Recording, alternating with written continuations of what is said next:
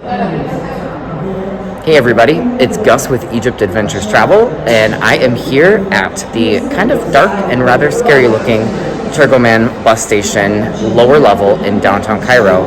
But this is where you take a bus to get to Siwa Oasis, and this is your first stop on your trip to the Oasis paradise of a lifetime.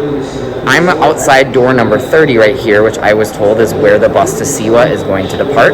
Buses to Siwa leave Cairo every day at 10 o'clock p.m. You ride overnight for about 11 hours, and you arrive in the Oasis, God willing, the next morning. As you can see, the bus station is pretty sparse. Not a whole lot going on here.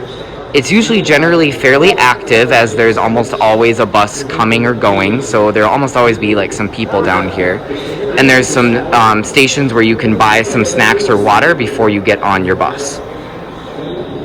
I would recommend getting a big 1.5 liter water bottle, or two at least, before you get to this bus station, because if you buy them at the bus station like I did because I was running late, you're going to pay at least £8, if not more, per bottle, when outside on the street downtown you can get a bottle of water for just £5. Not a huge deal, and definitely better to pay a little bit extra and have the water than go without, but just something to note. Everything in the bus station is going to be a little bit more expensive. Another thing to note, I've got 3 different bags that I'm bringing with me because I have all of my stuff for the whole trip. So I'm going to be putting my wheelie suitcase down on the bottom of the bus underneath. So that's going to be out of the way. And I'm going to put all of my valuables into my 2 other bags because I just like to keep that stuff up with me in the bus. Never had anything stolen in a bus. I just feel a little bit safer that way.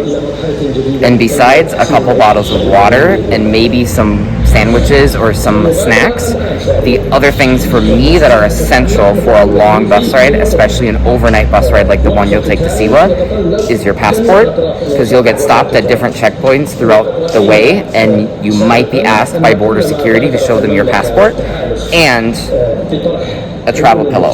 When you get to Siwa, you want to hit the ground running. You don't want to get to your hotel at 11 o'clock or 10 o'clock in the morning and fall asleep for the whole day. You want to hit the hot and cold springs, go see the Mountain of the Dead, explore the ruins of the ancient Shali fortress.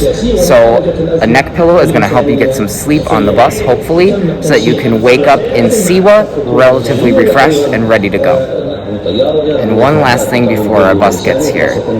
I was told that there are bathrooms behind me and in front of me at the end of this long hallway where all of the different bus platforms are.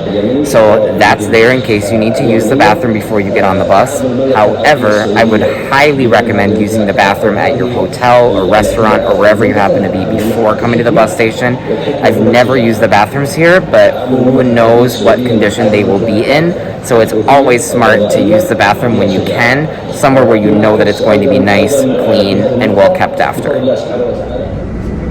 So the bus was about 1 hour late, which definitely happens, although is awfully annoying. But hey, we're on our way now, although we made a quick pit stop to pick up a couple of people who are a little bit further down from the main bus station.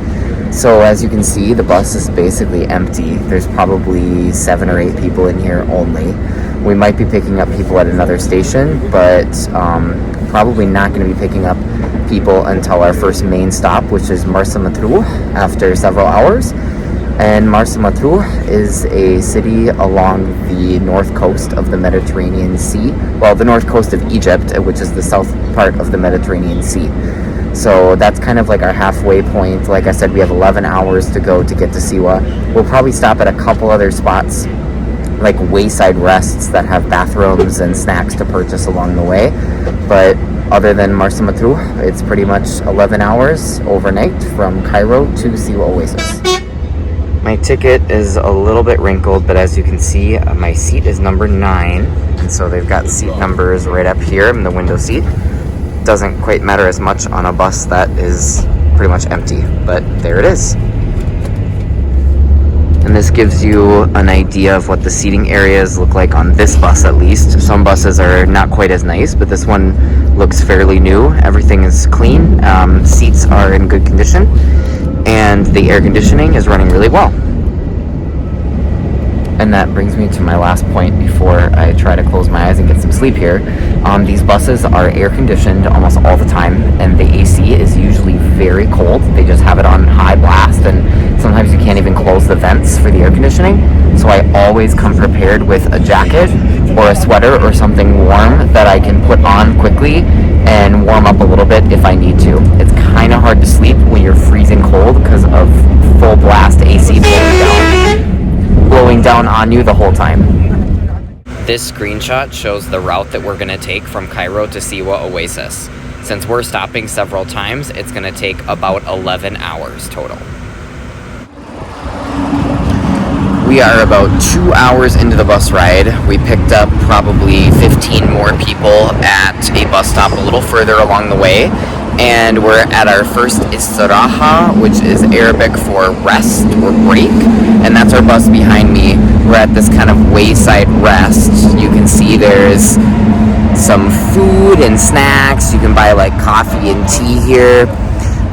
It's just kind of like the equivalent of like a wayside rest in the States, where there's like gas, food, bathroom, and we'll probably stop at, I'm guessing, 3 of these or so along the way, in addition to stopping at Marsa Matruh, the main city that we'll be stopping at on the route.